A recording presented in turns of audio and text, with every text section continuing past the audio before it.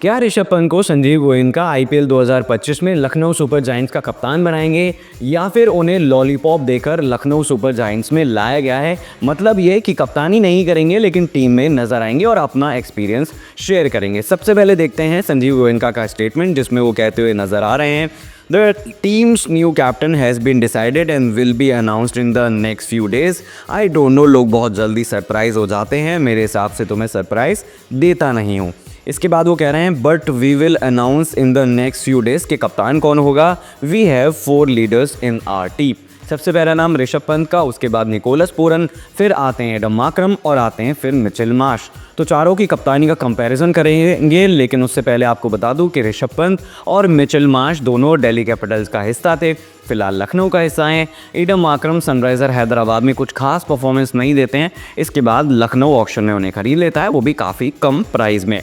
और जहां तक बात है निकोलस पूरन की, तो उन्हें 21 करोड़ देकर रिटेन करता है लखनऊ सुपर जायंट्स। तो चलिए अब कैप्टनसी का भी कंपैरिजन कर लेते हैं। सबसे पहले नजर आते हैं ऋषभ पंत, 43 मैचों में कप्तानी करी है, 23 जीते हैं, 19 हारे हैं और 1 यहाँ पर टाई रहा है। निकोलस पूरन की बात करें तो 1 मैच में कप्तानी की है, वो जीता है। फिर आते हैं एडम मार्क्रम, 13 मैचों में कप्तानी करी है और 4 जीते हैं, 9 हारे हैं।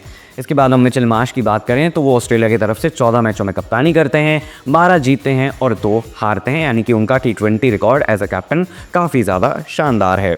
अब उसके बाद संजीव गोयनका आगे क्या कह रहे हैं वो भी देख लेते हैं। वो कह रहे हैं so it become a very strong leadership pool of intellect, thought and strategy. They are all people who can go for the mindset to win. Rishabh has that hunger and passion that he wants to win and do something and show it. So the team is good and we are happy. तो चलिए देख लेते हैं कि पिछले साल यानी कि 2024 का जो सीज़न था उसमें इन चारों बल्लेबाजों की परफॉर्मेंस कैसी रही थी बल्ले के साथ। तो सबसे पहले अगर हम ऋषभ पंत की बात करें तो यहाँ पर 13 मैच खेलते हैं, 446 रन बनाते हैं और उनका स्ट्राइक रेट 155.40 का रहता है। फिर अगर हम पूरन की बात करें तो 14 मैचों में 499 रन और स्ट्राइक रेट 178.21 का। एडम मार्क्रम 11 मैच खेलते हैं, 220 रन बनाते हैं, 124.2 का उनका भी स्ट्राइक रेट है। और मार्श की बात करी जाए तो बहुत ही ज़्यादा डिसअपॉइंटिंग ईयर था, जिसमें 4 मैच खेले थे, 61 रन बनाए थे, हालांकि स्ट्राइक रेट 160 का था, लेकिन इंजरी के चलते वो वापस ऑस्ट्रेलिया लौट गए थे।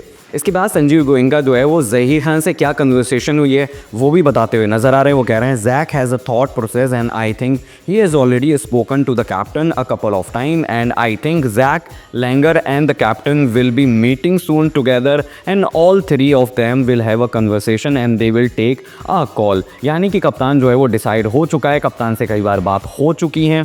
इसके बाद और क्या कह रहे हैं, whatever their call is I will support it 100%. We decided that we had to make our middle order strong and we have an Indian core. इसमें आपको आयुष बदोनी नजर आते हैं, अब्दुल समद नजर आते हैं, शहबाज अहमद भी नजर आते हैं। However auction don't go exactly the way you plan it. We made a very big go for Jos Buttler but we felt 1 or 2 bid amount short.